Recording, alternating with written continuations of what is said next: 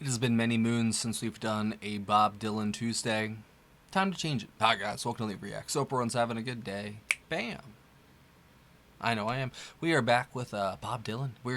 I kind of joked about this in some of the other videos that about his first album, because I've gotten the lowdown from you guys on the history of it, and apparently this one pretty much went under the radar when it came out. I think it did some sales later down the road once he got big, but apparently this album, it's his first one, and I've gone back to the one after this, and we've done basically all of the Highway trilogy. We've done basically not everything, but most of his well-known catalog. I'll put it that way, I guess. But I stumbled upon this because of the movie that just came out. What's it called again? I can't remember now. I can't forget. I already forgot. A Rising Star? Oh man, that's bad. You guys let me know in a comment. But at the same time, I wanted to check this out. There's two songs. One was actually his and one is not. One's a cover. One is House of the Rising Sun, and then the one that's actually his is called Song to Woody, which I guess is a dedication to Woody Guthrie, which I know about his son Arlo Guthrie. We've done the Alice's Restaurant song, which I will never forget, and I'm going to play every Thanksgiving from now on, so let's go. Don't forget to like, subscribe, leave a comment, do something. I'll link my Dylan playlist up there, and if you want to get a video just like this, there's a Patreon in the description. That's basically the only way to do it. There's no more PayPal requests. They are shut off. Alright. First up is going to be Rising Sun. Bob Dylan, 3, 2, 1, go.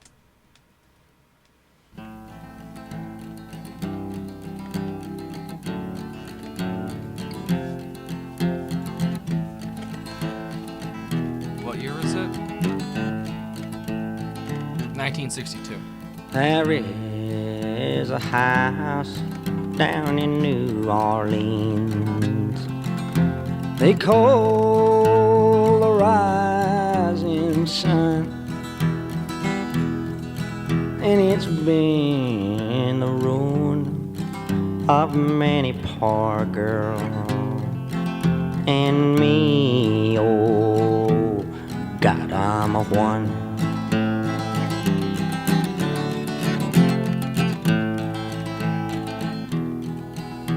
My mother was a tailor.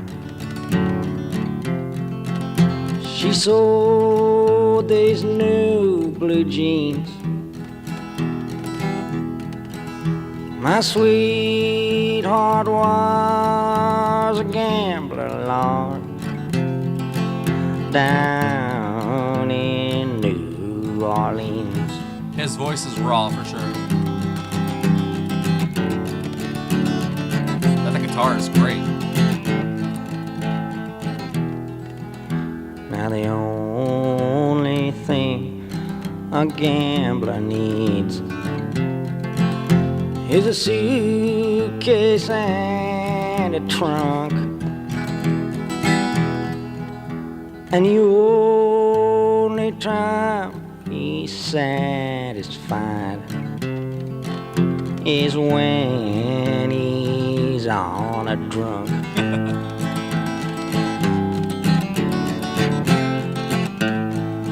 A Complete Unknown, that's what it's called. I remember now. He fills his glasses up to the brim, and he'll pass the cards around, and the only pleasure he gets out of life is rambling from town to town. Oh my God, yes.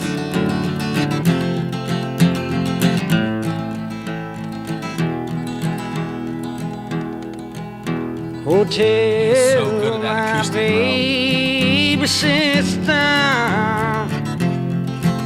not to do what I have done. But John, that house in New Orleans they call the Rising Sun. Okay, that was electric.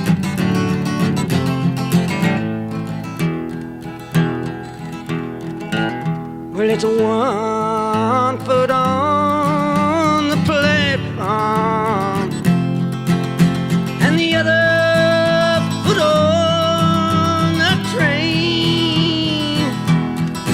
I'm going back to New Orleans. I can almost see Eric Burton singing it. To wear that ball and chain. Just for a second.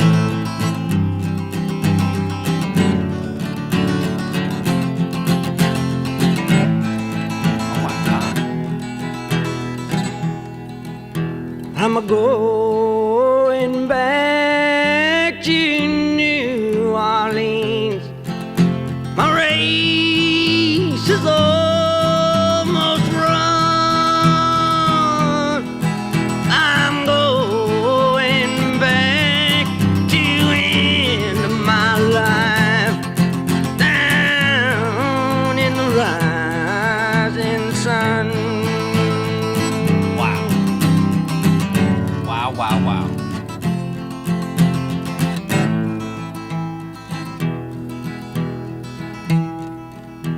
There is a house in New Orleans they call the Rising Sun.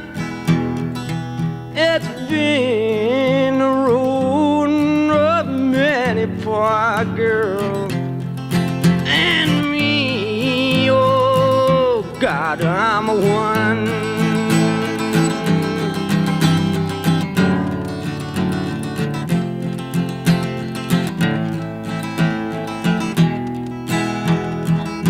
I wonder if Jimmy Page got any inspiration from Dylan. They sound so similar acoustically. Song to Woody. That was an A+ song, I'm not gonna lie. I'm out here 1,000 miles from my home, walking a road other men have gone down. I'm seeing your world of people and things. Here paupers and peasants and princes and kings. Hey, hey, Woody Guthrie, I wrote you a song about a funny old world that's a-coming along. Seems sick and it's hungry, it's tired and it's torn. Every song, that acoustic is just so damn good, bro. It looks like it's a dying and it's hardly been born. You get totally lost in his music. Hey, Woody Guthrie, but I know that you know all the things that I'm a-saying and a many times more. I love his voice in this one, too. I'm a-singing you this song, but I can't sing enough, 'cause there's not many men who've done the things that you've done. Here's to Cisco and Sonny and Lead Belly too, and to all the good people that traveled with you. Here's to the hearts and the hands of the men that come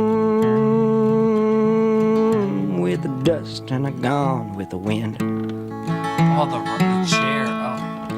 I'm a-leaving tomorrow, but I could leave today. Somewhere down the road someday. What the fuck? The very last thing that I'd want to do 1961, bro. is to say I've been hitting some hard traveling too.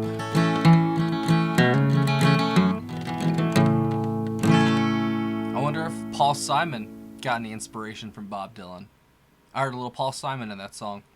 That's so crazy.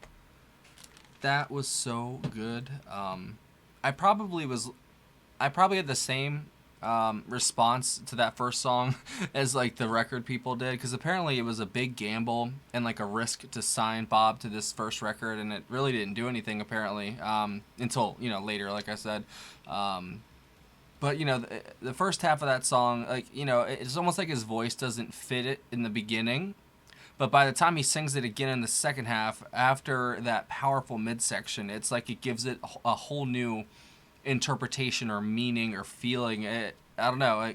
I just wasn't feeling it at first, but once he starts going off in the middle of that song, I instantly almost like realized like his whole future right there was like it was all right there. You know what I'm saying? Like all of Bob Dylan was just right there in that midsection. Like just the intensity, the rawness. Even though it's a cover song, he didn't write the words per se, but there was just so much.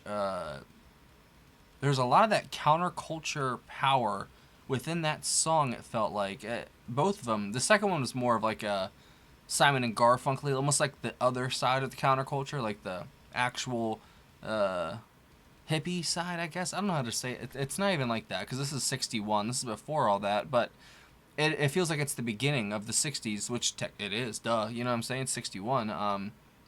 But I mean, how old was he here? Like he must have been a kid, like literally a kid when he wrote this.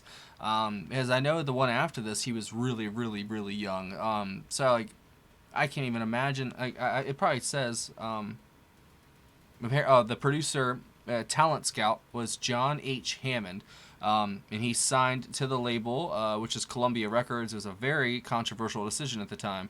The album had two original compositions, which was "Song to Woody" and then "Talk in New York," which we didn't listen to. Apparently, Woody was a huge influence in Dylan's early career, and I did not know that. Okay, so this is labeled as folk, country, blues, and protest music. So, okay, so yeah, Freewheel and Bob Dylan came out in '63. So I'm not too far off them. That this is like almost like the beginning of the counterculture. I know Dylan was a complete unknown. Literally, that's why they. I'm guessing that's why they used that name, man. Because it's very true. He kind of came out of nowhere and changed everything, man. Just like the Beatles did. And it's funny how they crossed paths. It seems like a few times and maybe rubbed off on each other. I'm guessing this would have been before that. But the rawness and his talent, it's all right there. It's almost like it's just inherent in his music. No matter what era or what album you're listening to, you're listening to one of the best of all time. Like no matter what year it is, like it could be 1961, it could be 1991. It doesn't matter. Like he's got it. That's what it boils down to. Like he really is one of the most talented people. Just but it's so understated though sometimes. Like it's he wows you without like you really grasping it at the time at how much he's actually influencing you or like actually wowing you. Like you're just like, whoa, that's really good. But then you think about it a day later, a week later, and like he planted a seed almost in your mind. Like he's really good at planting the ideas, and then if you come back and listen again, it helps sprout the ideas even more. But I'm probably reading way too much into it. You know what I mean? But that's why I'm here.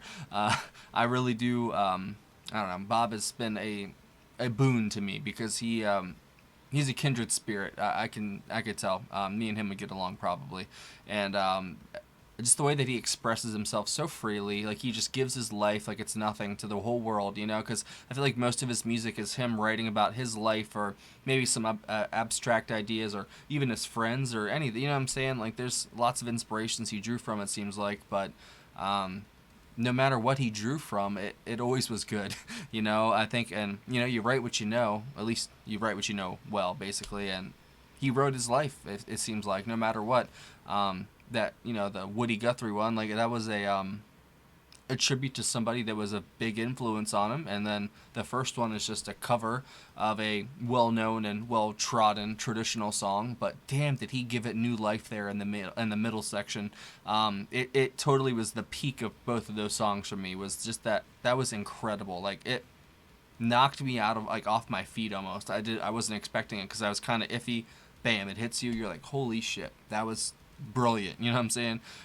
But that Brilliant and Bob should be, right next to each other in the dictionary anyway, so if that works out. So if you think there's any other tracks from this album that I should check out, let me know in a comment down below. I'm definitely game to do more, because I miss doing Bob, man. It's been like a month or two since we've listened to any songs by him, so I needed to get one out, and I'm glad that we did. So thanks for watching. Hopefully y'all enjoyed that, and maybe it jogged a memory or two for you too, because I know this one is a throwback probably. So if you liked it, give me a hell yeah. I appreciate you.